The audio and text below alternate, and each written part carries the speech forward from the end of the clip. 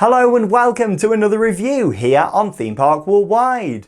In this video I'm going to be sharing my thoughts on Soar the Ride, a Eurofighter located at Thorpe Park here in the United Kingdom. Now, Soar the Ride opened in 2009 and was manufactured by Gerstlauer. Now, at the time, it was actually the third Eurofighter to be built here in the United Kingdom. The first one opened at Oakwood Theme Park in Wales in 2006. 1 year later, in 2007, Rage opened at Adventure Island. And then 2 years later, in 2009, that's when Soar the Ride opened. Very popular ride type for the UK because in 4 years, we had 3 Eurofighters built by Gerstlauer here in the United Kingdom. And as of 2020, Soar the Ride is still the newest of those models. Now, a big reason for them being a very popular ride type is because of the footprint that these rides can take up. Look at Rage at Adventure Island. There's a lot packed into a very small footprint. And the same in a way with Soar the Ride. In terms of the scale of the ride, it's not huge compared to maybe a B&M coaster that would take up a lot more space. So I imagine that's why a lot of theme parks do go for these Gerstlauer coasters. And just going more into that, look at their Infinity Coaster model, the Smiler at Alton Towers. 2 lift hills, 14 inversions, all packed onto a really small site. So I imagine that's why Gerstlauer do so well with their Eurofighters, Infinity Coasters, and just in general, the rides that they offer, because they can put on such a small footprint. And that is one of the reasons why Thorpe Park definitely went for this back in 2009. Now, as we all know, Thorpe Park used to be a quarry back in the day, and they like filling in the land to be able to build more rides. And that's exactly what they did with Soar the Ride. It was in a brand new themed area of the park, and the Soar Plaza, as it's officially known. So you make your way down into the area, you walk past Samurai, of course you've already gone past Colossus, and then you arrive on the Soar Plaza. And I think the location of the ride is great, because of course you're next to the water, you get some great views when you're actually on the coaster, but I'll go more into that as I share my thoughts on it. And yeah, the overall area has got a lot of theming around. Now, of course, it's all themed around the Soar franchise, the Soar films, and there's a lot of details that you'll notice all around that plaza. And the main thing, of course, is the huge warehouse that is very well themed. You've got the fans that are spinning round up there on the top. They've got a police car around there. They've actually changed the vehicles and stuff over the years. There's been some bits come and go really with the Soar Plaza. Especially compared to when it opened in 2009. There was a couple of different things. They have like police barricades, and yeah, there's a few bits that have been tweaked over the years, but the whole sort of vibe of that area has stayed the same. Big shipping container in the middle, that's the Soar store, which is the big shop. And yeah, so overall the plaza is really nice, and you get a great view of that signature drop on Soar the Ride as well. And again, I'll go into more of the stats behind that when we get up to the ride itself. So yeah, I really do like the position of it in Thorpe Park and the plaza area. It really does build up the atmosphere. Then, of course, you enter the queue line, and as you make your way in there, you've got all these razor wire fences that are pretty high up, actually, so you feel really enclosed, and it's very, very well themed around there, which I really do like. You've got all the different Soar traps all the way around the side, and when this opened in 2009, I was actually there on the opening day. Like with any new ride, it was pretty barren around there. Yes, the theming was in place, but the trees hadn't really grown. It all looked very new, whereas now it actually looks a lot better than it did in 2009. All them trees have really grown around the queue line. You used to stand there and you could literally see the water right next to you. Now you wouldn't really even know when you're in the queue line that the water is just there, because of course it was filled in land. So yeah, you're making your way around. You've got all the different traps. Now there's all weeds and plants growing through them, trees, bushes, all making their way around these traps, which really does add to it. It has also made the coaster more of a surprise as well, because you could always see the main part of the coaster right next to the queue line, whereas now all the trees have grown along there. You wouldn't even know that it was reclaimed land. But yeah, there's lots of little things to look at all the way around there, all these different torture elements. Now, the audio is also a big part of it as well. You've got like all these police like radio announcements that are going on to the queue line, like the police are inside the building, and that's really building up the anticipation. Bear in mind, you've just been inside all these big cages, you know, all this razor wire fencing really high up, and then you're looking at this warehouse, you can just see the top of the coaster, and it's one of them rides that really builds up the anticipation, and it's actually one of the best queue lines for theming an atmosphere here in the UK, in my opinion. Might be a bit of a slow mover because of the ride style. However, the actual theming and the vibe around the queue line I really like for Saw the Ride. And the best part of the queue line hasn't even started yet, so you've made your way all around outside, and then you make your way into this large show building, which is themed to a warehouse. Now, this has got the station in there, it's got part of the queue line, it's got the baggage hold, you know, it's got a lot going on. And then also part of the ride is also inside this same building. So it's multi-use, huge show building that is actually themed to a warehouse. This is the first point now during the experience where you make your way in there, you take a right turn through this dark corridor, which again adds to the atmosphere. You wouldn't really need to do anything else other than a bit of audio in there, but they did. This is a horror themed ride based around the Saw films, so what they did was actually add some shotguns up above you in the ceiling, and every so often they go off, maybe every minute and a half they go off. Now, it's quite funny when you're waiting outside and you can just hear these shotguns go off and everybody scream. It really makes you think, what is going on around that corner? And then of course you make your way around there and nothing might happen for 60 seconds, then all of a sudden you can hear the trigger being pulled and the shotguns go off, and it creates a really good effect. You got like an air cannon up in the ceiling. Brilliant jump scare that gets you in the mood for the ride experience. Now, at that point, you've gone past like the fast track merge point, which is down the bottom. Lots of theming there on the right hand side. And I know sometimes you go past it really quick because that's past the merge point, where there's normally a host who splits the queues and sends it all through into one. But yeah, like there's a lot of theming to look at all around the side there. Lots of different traps and all building up towards the Saw theme. You then start to make your way upstairs towards the station area, and again it's very well themed. You look up, you've got this huge like mesh, like this body all wrapped up in there above you, which is a really good prop piece of theming around there. There's also screens. Of course, you've got Billy the puppet on these screens, who's telling you all these different things as you're making your way up, and it's really building up the atmosphere before you even get anywhere near the ride. You've not even seen the station yet, and you're already in this pretty scared atmosphere that's being created by the ride. So once you've gone up there into the station area, you've got a little baggage hold there off to the side, and then of course the actual station itself, which again is one of the best themed stations in the UK. One of my favourite effects what they've got in there is actually over on the wall, the back wall behind the coaster, the loading area. What they've got is some fake windows, but they've got a really nice flicker going on, and it really adds to the atmosphere. Like all the windows are dirty, but a nice flicker going on. And there's a lot of theming in there. You've got like the countdown clocks, you've got some screens, and it's all building up this warehouse feel. Like we're going into this warehouse. It's pretty dark in there too. It's not pitch black because the walls on this side, they've still got little gaps in, like the wooden walls. So there's a little bit of natural light coming in, unless it's at night, of course, during fright nights. But yeah, the station itself looks absolutely stunning. Now, let's just talk about the vehicles themselves, the trains for Saw the Ride. 8 riders per train, 2 rows, meaning of course there can be 4 riders in each one of those rows. Now, with this ride, I've got a certain seat that I really like to go in. I will ride it anywhere, but there's a certain seat that I really like. Now, you've got 2 different dispatches that actually go on. So you've got one at the front, one at the back, and both of them, one gets dispatched first, then the second one. But if you're on the second one, you actually get to enjoy the indoor section, the pre-show, a little bit longer than the first one, because of course the first one that gets dispatched goes straight past Billy the puppet, Jigsaw over on the right hand side.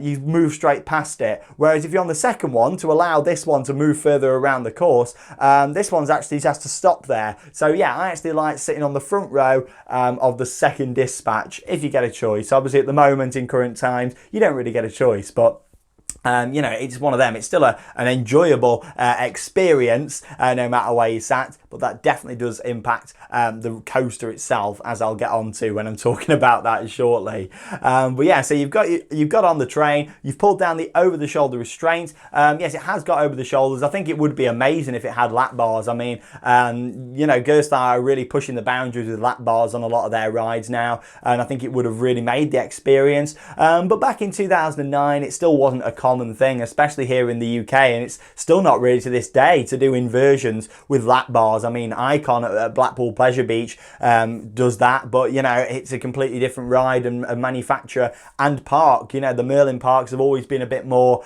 wary about what to go for. It's like they were worried about building a wooden coaster with Wicker Man, you know, whereas it's obviously paid off. I think personally, if the Smiler, for example, had had the lap bars, it would have made the experience even better and people would have loved the coaster even more than they do. But they're just my thoughts on it, and enthusiast thoughts on it. You know, we all love lap bars instead of over-the-shoulder restraints, or at least most of us do. I've not met many people that prefer having an over-the-shoulder restraint.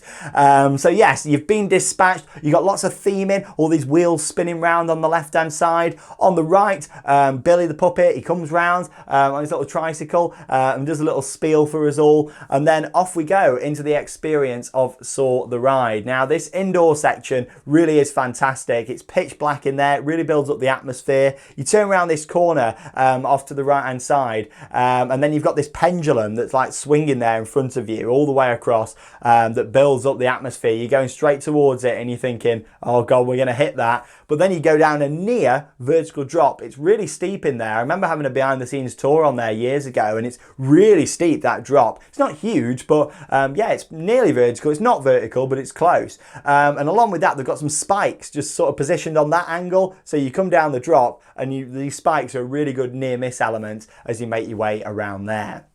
Following on from that point, you bank round to the left-hand side into another great indoor scene. All down the side, you've got like the crossbows with like air cannons attached, and it just really adds to it. You're sort of going through there from the side. You get the crossbows are going across you. That sort of effect because of how it's done with the sounds and the air cannons, and that's very enjoyable. You then head round the corner and you can hear like somebody like moaning in the distance, some screams going on, and that's where you make your way into the first inversion on the ride, which is indoors, but it's not like in the dark. It's not that much of a surprise. You can see it coming. At first, you come around the corner and think, oh, there's an inversion there. So at first, maybe you're a little bit surprised, but the inversion itself, you're not into it, you know, thinking, oh, blimey, what's happening? Because you can see it. There's no shutters or anything like that open. You know, literally, there's a lot of natural light coming in. So, and at night, that's lit up as well. So, yeah, it isn't too much of a surprise, really, that you've got that inversion once you're into it, heading around that corner. It's a heartline roll that you go into. You've got like this body underneath, water squirting up, and it takes it really slow. It's actually my favourite inversion on the whole ride, and a lot of people know my thoughts from Soar already from in the vlogs, and that's why I wanted to do this review and go a bit more into detail. But yeah, you know, that's really smooth and very enjoyable. Make your way round then to the left hand side, bottom of the lift hill, waiting to go up 100 feet on Soar the Ride's vertical lift hill. Again, I enjoy that. Vertical lift hill is great. If you're sitting on the right hand side, you can look out towards the water, get a great view. If you're sitting on the left, you can see fantastic views all the way across the park down towards Stealth, the Swarm. Yeah, it's a brilliant view no matter which side that you're on. But if you want more of the coaster side, sit on the left. If you want more of the environment that Thorpe Park's in, definitely want to be on the right hand side. But yeah, you make your way up this 100-foot tall vertical lift hill. Bear in mind, you've had Billy the puppet down at the bottom, Jigsaw, doing a bit of spiel before you've gone up as well, really adding to it with his iconic laugh. And a lot of people are quite scared going up this vertical lift hill, holding on tight to the over-the-shoulder restraints.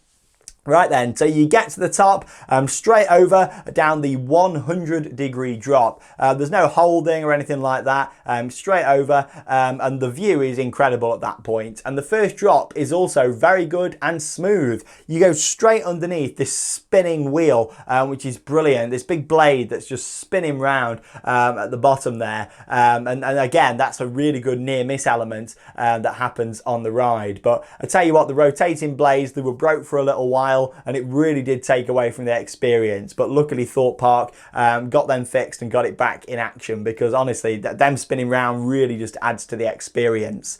That for me is where my enjoyment of the ride now ends, unfortunately. Like, I love all the indoor section, the queue line, everything up to that point is brilliant and one of my favourites in the UK. 2009, I really enjoyed Saw the Ride. It was riding absolutely fantastic. And then each year it just seems to get worse. And I tell you what, it's not been riding great in my opinion at all, especially when you're going up into that Immelman loop, which is the second inversion on the ride. You've just come down the 100-degree drop up into the Immelman loop, and you can just feel the train like bang, you know, as it's going up into it. And it's pretty uncomfortable depending on where you sat, on the edge seats especially. A lot of people find it more comfortable riding on the back on an inner seat. I find it more comfortable riding on the front in an inner seat, but definitely not an outer seat. The front or the back row, it's not that enjoyable. But yeah, you go up into that Immelman, and at the top of it's fine because it's slowed down, but once you're just going up into it, that transition, it's not good anymore. It used to be good, but yeah, it's not great now. Once you come out of that, you make your way up into a nice little overbank turn. That it does pretty steep overbank turn where it changes the direction really of the ride. You've got Sammy Riders off to the right. It does that overbank turn, and then you drop down and straight up into an airtime hill, which is fantastic, but again, it's quite uncomfortable because of how the ride is now. You can just feel the train sort of rattling, shaking side to side. So going up into that airtime hill is nowhere near as comfortable as it used to be when it opened. You got to think they were in 2020. It opened in 2009, so this coaster, it's over 10 years old. You know, it's an old ride really now in comparison to a lot of the newer coasters that are coming in, and a lot of coasters have developed and manufacturers have developed in that period of time. So be interesting to see what happens with the Eurofighter model going forward, because I really feel like Gerstlauer have just excelled in the past few years with things what they've done compared to then, and it seems like a lot of their newer rides are riding a lot better and lasting a lot better than things that were built 10-15 years ago. So quite interesting to see how it's going to be moving forwards. But yeah, I really do like the airtime hill, but it's just a little bit uncomfortable.